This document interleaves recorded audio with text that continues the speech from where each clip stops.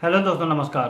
दोस्तों, सिविल प्रक्रिया संहिता 1908 यानी कि कोड ऑफ सिविल प्रोसीजर 1908 के भाग 3 में आनुषंगिक कार्यवाहियों के बारे में बताया गया है, यानी कि इंसिडेंटल प्रोसीडिंग्स। इसी के ही अंतर्गत आती है धारा 75 यानी कि सेक्शन 75।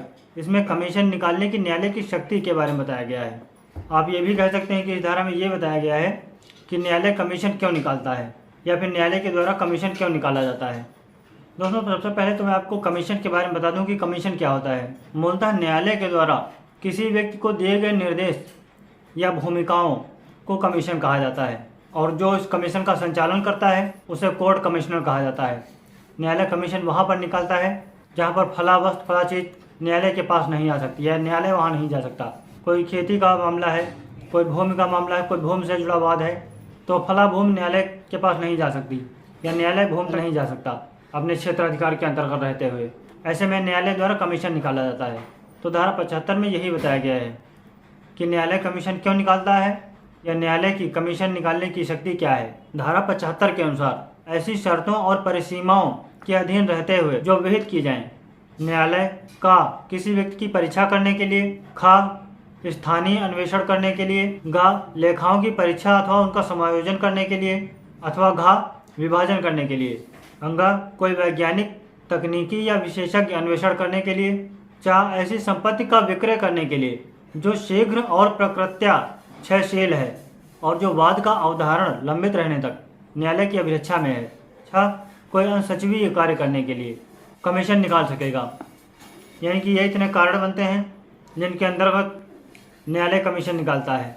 पहला कारण बताया गया है कि न्यायालय कमीशन तब निकालता है जब उसे किसी की परीक्षा करनी हो, किसी की जांच करनी हो, किसी के बारे में अन्वेषण करना हो, या फिर स्थानीय अन्वेषण करना हो, यानी कि लोकल एरिया के अंतर्गत कोई जांच का मामला जो उस बात के लिए जरूरी है और जो न्यायालय के क्षेत्राधिकार के अंतर्गत आता है।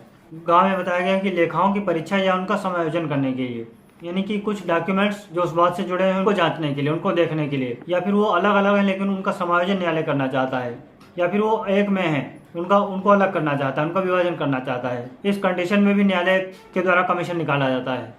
इसमें यह कारण भी बताया गया कि ऐसी संपत्ति का विक्रय करने के लिए शीघ्र और प्रकृत्या क्षयशील है, यानी कि कोई ऐसी प्रॉपर्टी, कोई ऐसी संपत्ति जिसका नाश हो सकता है, जो बर्बाद हो सकती है, जो बेकार हो सकती है। अगर न्यायालय को ऐसी आशंका है तो न्यायालय उस दशा में भी कमीशन निकालता है। या फिर कोई अनसचिवीय कार्य करने के लिए न्यायालय के द्वारा कमीशन निकाला जाता है। तो दोस्तों, ये इतने कारण बनते हैं जिनके अंतर्गत न्यायालय कमीशन निकालता है, जो मैंने आपको बताया। तो आज हमने बात की धारा 75 के बारे में, जो कि कमीशन निकालने की न्यायालय की शक्ति के बारे में प्रावधान करती है, यानी कि power of court to issue commission. और अब मैं आपको एक इंटरेस्टिंग लीगल फैक्ट यानी कि एक रोचक कानूनी तथ्य बताने जा रहा हूँ। दोस्तों, वैसे तो इटली एक डेवलपमेंट कंट्री है, एक विकसित देश है, लेकिन वहाँ पर महिलाओं के बारे में, लड़कियों के बारे में एक बड़ा ही गलत नियम है। अगर कोई लड़की, अगर कोई महिला खूबसूरत नहीं है या फिर वो बीमार है तो फिर वो इटली की किसी भी पनीर की फैक्ट्री में काम नहीं कर सकती है, यानी कि जॉब नहीं कर सकती है।